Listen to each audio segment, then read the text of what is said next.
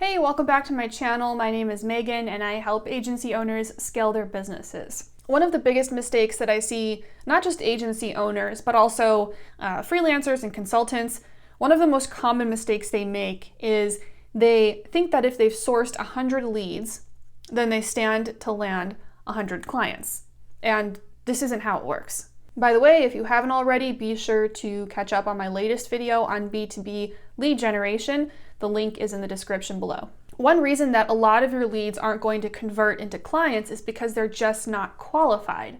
Now, when we say a lead isn't qualified, we mean that there's some specific reason why they're not a good fit for you, why they're not your ideal client. What you want to do is qualify your leads as early on as possible because it's going to save you time later on down the line because you won't be trying to convert a lead that's just not going to convert. So how do you qualify your leads? Here are a few things that you can consider. Number one, does the lead have a problem and can you solve it? I have a content agency, okay? We create optimized blog content for our clients. So when I am pursuing a lead, one of the first things I do is I go to their website and I go through their blog and I look through some of their latest content.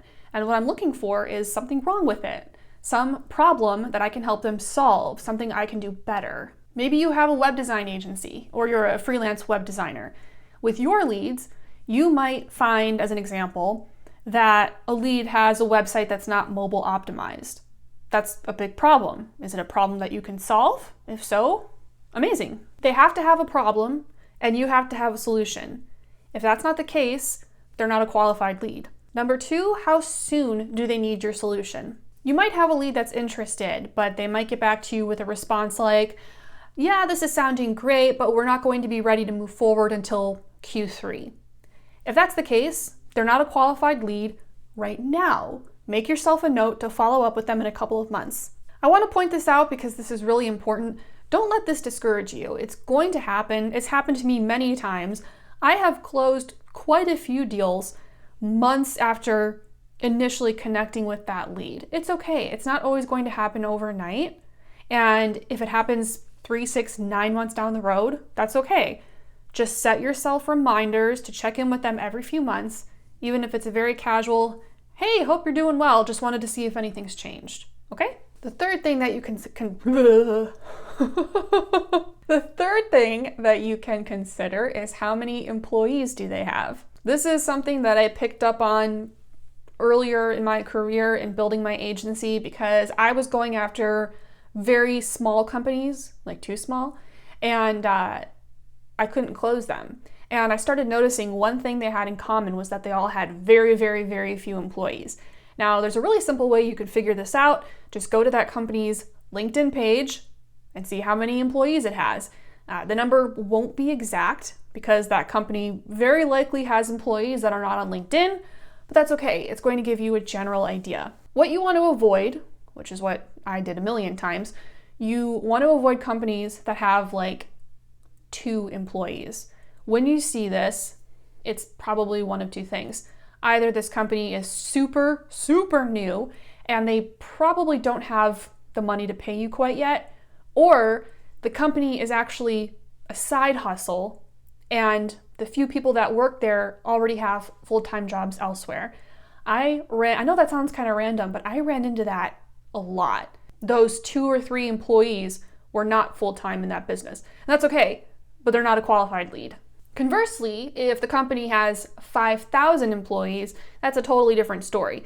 The downside there is that it might be harder to track down and connect with the exact person you need in that company, but on the upside, if they have that many employees, then it probably means that they're doing well financially if they've grown to that size, and they should have the money to pay you what you want. So there's a little bit of good and bad there. Number 4, what is their yearly revenue? Sometimes this information is public, you can Google it. Other times it's not going to be so obvious. There are some agencies and professionals who, in the process of qualifying their leads, will point blank ask them, what is your company's yearly revenue?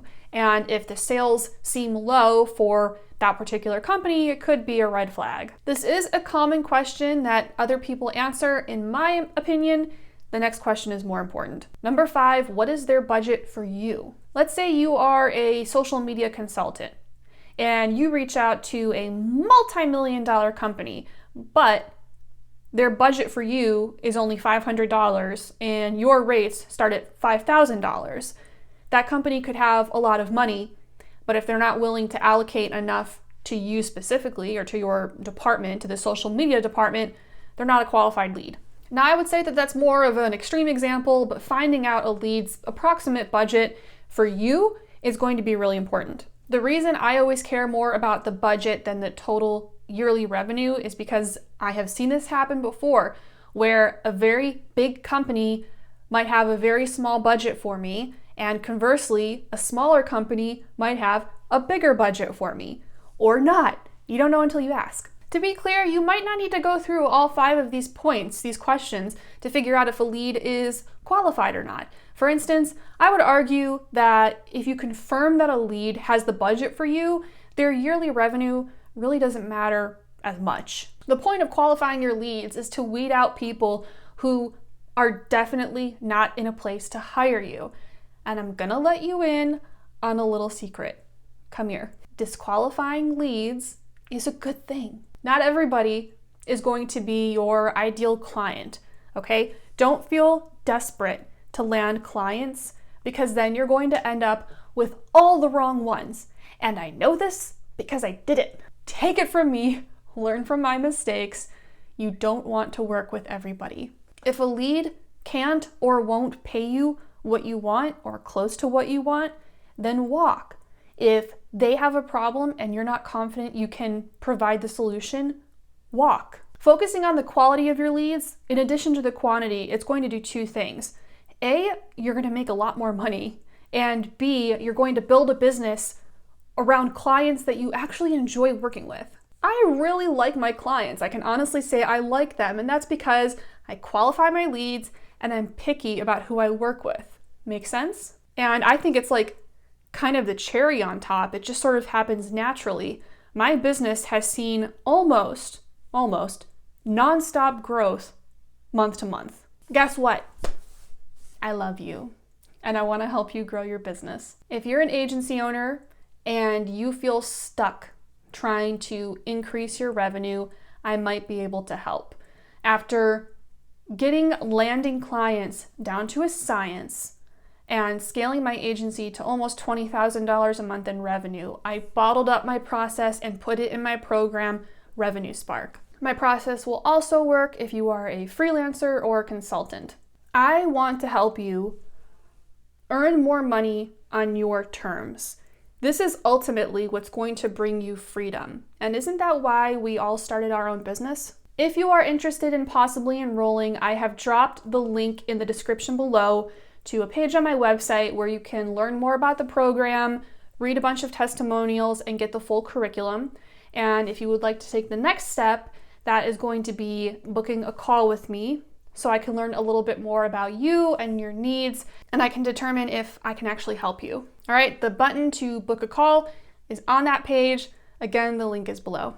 If you made it this far, then it means you found my content helpful, so I would be really grateful if you could give this video a thumbs up and subscribe to my channel. Tell YouTube that you like my content. And if you have any questions or feedback, just drop them in a comment below, and I'll see you next time.